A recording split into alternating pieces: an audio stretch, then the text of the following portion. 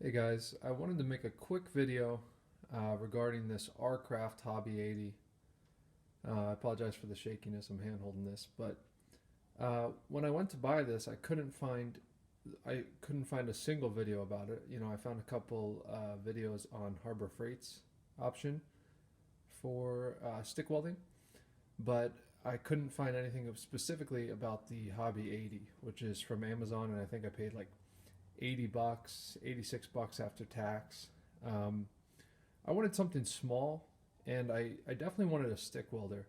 I really didn't want to mess with MIG welding or flux core welding, and my options were kind of limited because I wanted a 120 option, just a standard household plug. Um, overall, I think this is a really impressive deal for $80. The welder itself is tiny. Here's my hand here, and it weighs like less than 5 pounds. Um, I haven't had any problems. I've welded some very thin sheet metal, and maybe flux core welding would have been better for that. But I used 1/16 inch electrodes from Harbor Freight there, and they seemed okay. Now, obviously, this is probably going to be your first welder or something you're just going to have something that's portable. So, what I would recommend is getting a fire extinguisher, or at the very least, as you can see here, the Tundra fire extinguisher in a can. And supposedly those are pretty good. I haven't had to use that yet.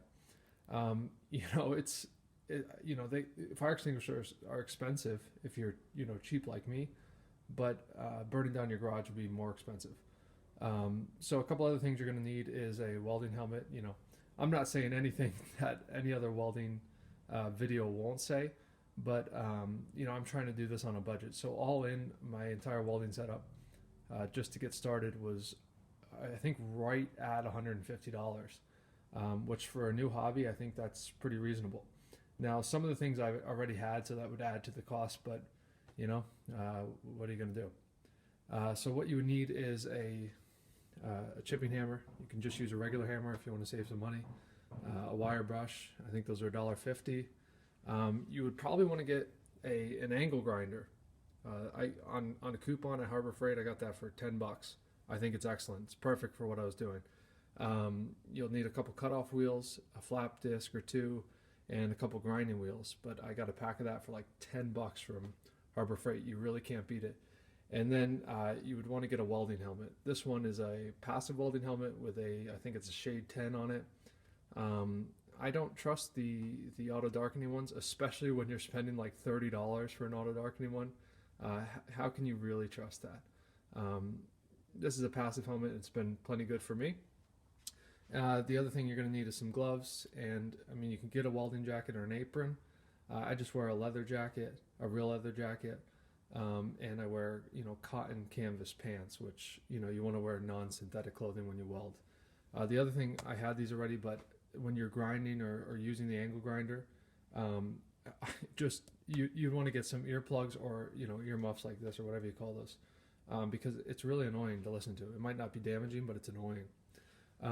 So sorry to get off on a tangent there. If you just hear about the Hobby 80 and you've already made up your mind, um, I think this is very good for what I'm doing, and the build quality is surprisingly good. So even on Amazon, I think there was like 50 reviews when I bought this, and like just I thought these were going to be really chintzy from what I've read, but this feels really good in the hand. It's I don't it might even be, yeah, I think this is some type of cast metal, maybe not. No, that's plastic here. But the contacts are, they seem to be brass. These are really well made. These plugs here, and people were saying that these ground clamps are chintzy, which they are.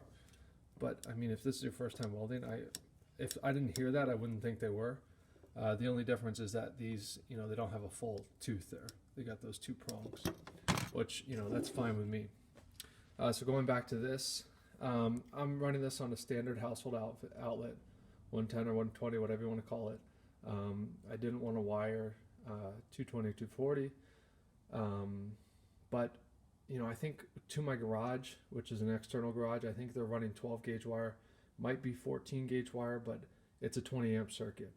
From what I've read, you can run this on a 15 amp circuit, but you know, I haven't tested that. Now, I will say that when I was using this, I had no problem. You know, I didn't go higher than like 55 amps for what I was doing, but you know, I was mostly welding at the lowest setting, and just on the sheet metal I was working on, if I stayed too long, I was burning a hole through it. So, you know, as far as that goes, I think that was more the metal I was working with. I will say that, you know, videos on stick welding make it seem a lot easier than it is, and it you know, it's kind of tough. And that's one expectation I had. I thought I was just going to pick it up easily because I, you know, generally pick things up easily, but you know, it does take quite a bit of practice, and I'm still not good at it. You know, I have about an hour in it. You can't expect to master something in an hour. So, yeah, but you know, I welded for, you know, continuously, probably for well, when I say continuously, I was working on a project for 30 minutes, but I mean, maybe I was welding a couple lines at a time, you know. But not once did the thermal indicator come on, which, you know, I was kind of expecting it to have to take more breaks than I did. Yeah, so as far as build quality, I don't know if I already spoke about these knobs are really smooth. They're really nice. Like I said, these plugs are excellent, and for $80, I really don't know how they do it. The form factor is really good. And you know what I was trying to figure out when I bought this, there's an option called the Arcraft ADI, which from what I understand, you can also run it on 220. I think you may also be able to run this. No, why would you? You know, it comes with a 120 adapter. But the ADI, that's 80i, that's like $150 or $130, which is almost double the price of this. But I think that's a standard 220. And I really think the only difference is, you know, has some sort of better cooling in it so that you can run it for longer. As far as this goes, I thought this would be more sufficient for what I was looking to do.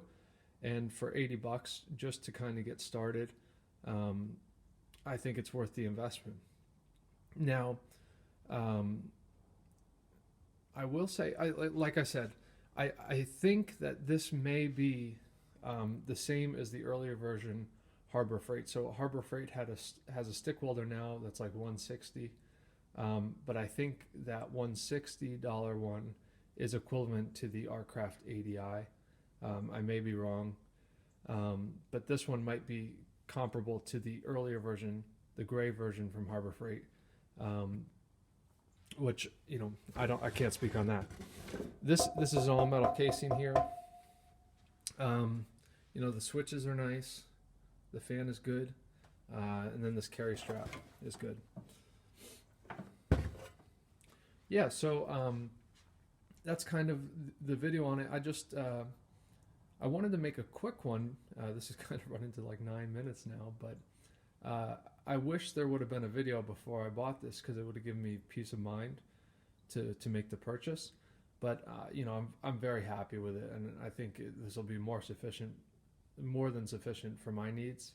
So yeah, thanks for watching, guys. Have a good day.